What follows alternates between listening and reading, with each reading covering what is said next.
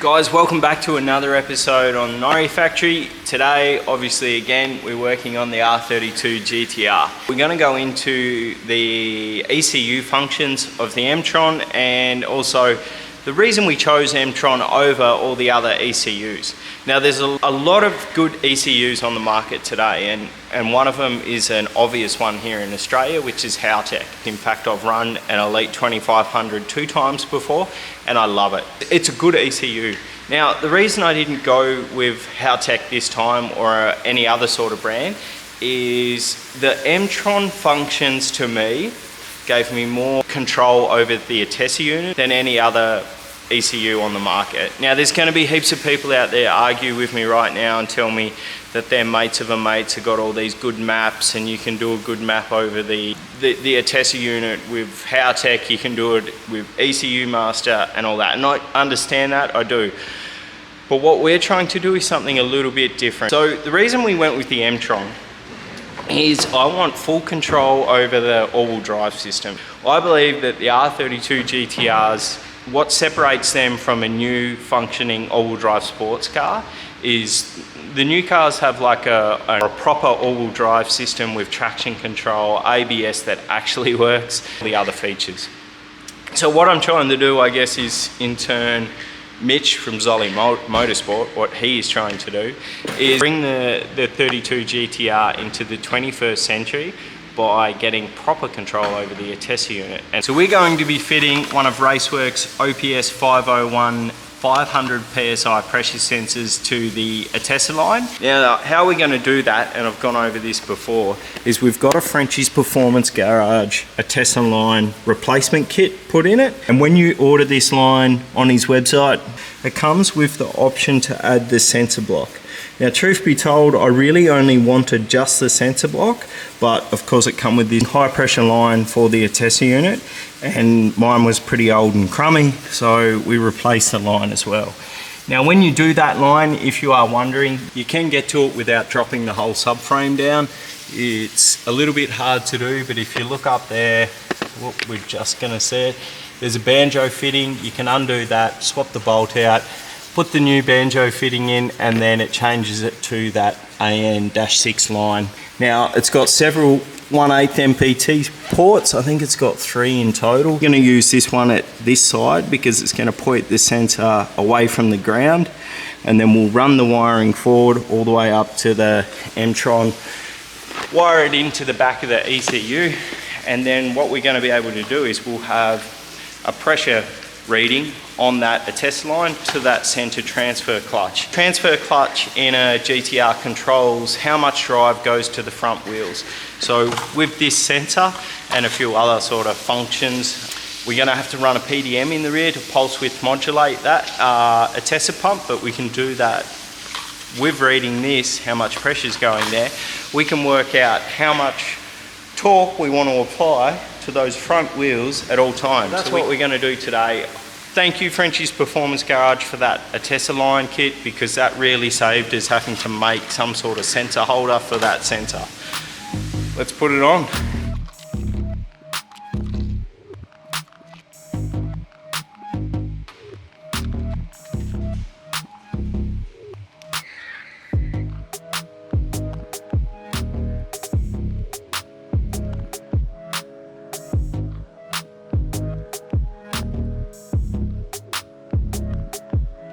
So all my sensors that I fit to the car, like this one being the Atessa, while I'm building the car, I actually fit the sensors, and then, you know, you might want to run your wiring loom later on, which is fine, and that's what I do. So I just write where the sensor goes to, Atessa on the back of the box, and then as you can tell, I do that to all mine. So there's coolant, number 5. What's happening? Thanks, buddy. What you found out? I'm here. So take before you come. I am getting so hot. I'm gonna take my clothes off. We're gonna utilize some of Raceworks' latest products, including their EGTs. Raceworks do superior products, and that is why I'm using them on the GTR. Well, let's do a rundown on EGTs first. You can get open tip and closed tip EGTs. Now the reason we use EGTs, or exhaust gas temperatures, is the little probe here which goes into the exhaust cylinder position right there, and it gives us exhaust gas temperatures. Now with that we can utilize better tuning, better performance. We can see exactly the burn temperature of the exhaust gas coming out manifold or each cylinder. That brings us to these little EGTs. So there's two different sorts. There's open tip or closed tip. Now the ones we have here are open tip. Main difference between open and closed: open has the little probe that you can see on the end, and I guess that puts it in the exhaust gas flow and you can get a faster response. Pretty simple. Closed tip ones have that little temperature or the EGT probe closed over, and it's protected more. So it's still in the same exhaust gas flow, but because it's got cover over it, it slows it down fractionally, but it also lasts a lot longer. So the open tip ones, faster response, but sort of less reliable, I guess you could say, don't last as long. The closed tip ones, much more reliable, much more, safer. They're not going to wear out, but they are slower. So for a car that you're wanting to push to 110%, which we never do, but if you do want to do that, you're going to need open tip EGTs. Basic as that. And they work in a very basic way. So the EGTs, the two dissimilar metals, when they get a temperature difference, it sends a small voltage up the probe, and that's how we get our sensor to give you temperature. Now that we know a little bit about them, the ones that I have here today have been supplied none other than Raceworks. And Raceworks have supported this car from day one, and they have supported the channel, and I can't thank them enough. So Raceworks supply open and closed tip EGT out of America, which obviously produce some of the greatest performance goods in the world. So I guess it's sort of EGTs are sensors, which brings me to the Raceworks sensors we use in the cars, which also are, these are Euro sensors obviously, but there are other sensors like the map sensors, fuel pressure sensors, what's that one there? Boost pressure, post throttle body. All those sensors are out of Australia. Righto, now we've got that behind us and we know what the EGTs are for. We need to fit them. This tiny little olive or a collet, whatever you want to call it. They have the bung, which is already welded into the header. Then you have this little K-type thermocoupling that threads over the sensor. You put your two little brass collets in, and then it pulls down tight when you do it up with a 13 mil, I think it is. What you have to do carefully is set your probe depth. Now, the way I do that, grab yourself a none other old trusty measuring stick, and then we plonk it down in the hole like that into our exhaust header. Now, we poke it all the way down till it bottoms out. Now that we know how the depth of the actual header, which is from there where we poked it onto the bung like that, that's going to the bottom of our header. So what you want to do is you want to see that black line. That's about where I'm setting my EGT bung. So you don't want it all the way down the bottom where it's going to foul or cause any exhaust gas flow issues where it's going to burn all the way up here. You don't want it just poking through there. You just want it poking down enough so it's going to work. And do remember that because we've got open tip ones, they can fail, and they can fail rapidly because we are putting a lot of heat through them or vibration, all those sort of things. So I should just make note that when you're setting the depth of the EGTs, there is sort of a basic rule of thumb. The rule of thumb is naturally aspirated vehicles, you can poke the EGT down a bit further, say halfway through. Say that this here is your header diameter. Now for a turbocharged vehicle, you actually want to keep it up out of the stream a bit more. So, no more than 6 mil, 5 to 6 mil down into the exhaust stream. Now a naturally aspirated vehicle, you want to get that like right down into the center. Now this is because of obviously the different temps from turbocharged, supercharged to naturally aspirated engines. So that's a rule of thumb. So I'm just fitting my EGTs and fuck me dead, I've come across another problem. I've just got setback after setback, but it's gonna be okay. I just cylinder number 3 to get to the EGT. So 1, 2, 3, it's down behind the turbo.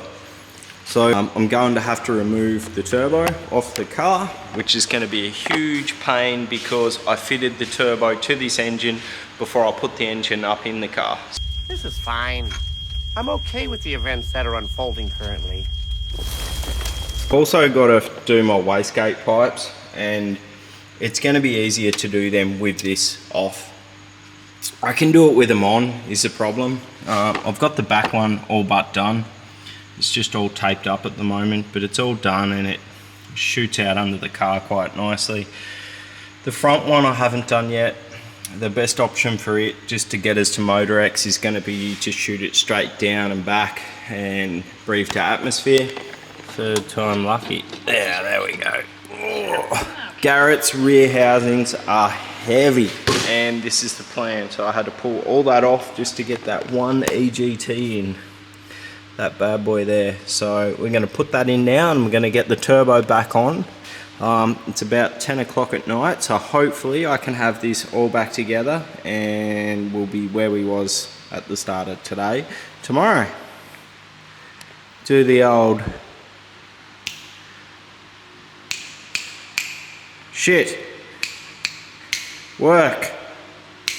Okay, so I've got the EGTs in, they're all lined up and I've got them numbered just down here. While I've got all this apart, I thought it would be a really good time to do some heat protection. So what I'm going to do is I'm going to run this heat protection around this strut tower because I had nothing on it before other than the turbo beanie, which is going to do a lot of heat protection obviously, but it won't do all of it. I'm using a template out of cardboard just to shape it, and then I've got this stuff here from, I don't know where I got it from actually.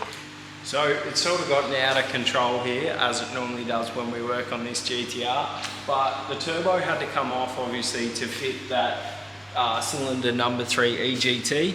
The EG temps are all in. I've set the depths very carefully to how a turbo engine should be. Naturally aspirated engines are different.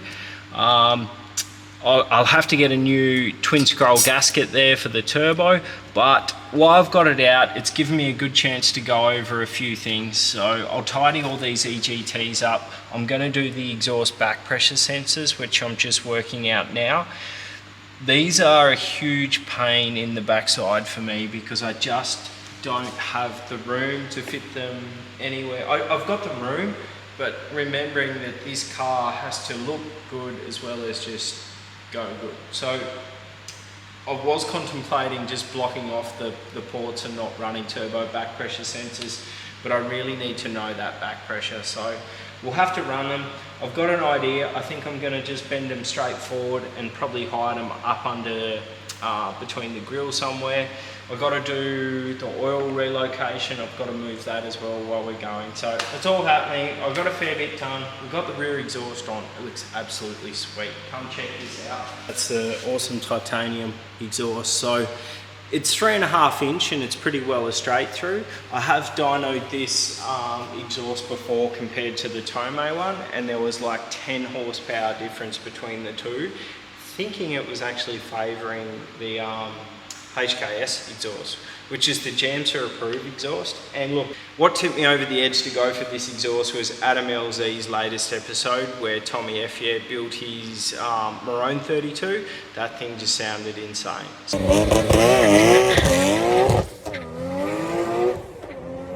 That's where we're at. I hope you enjoyed this episode. It's a quick say. I keep saying this, but we're probably 2 episodes away from starting the car. Thanks again, guys.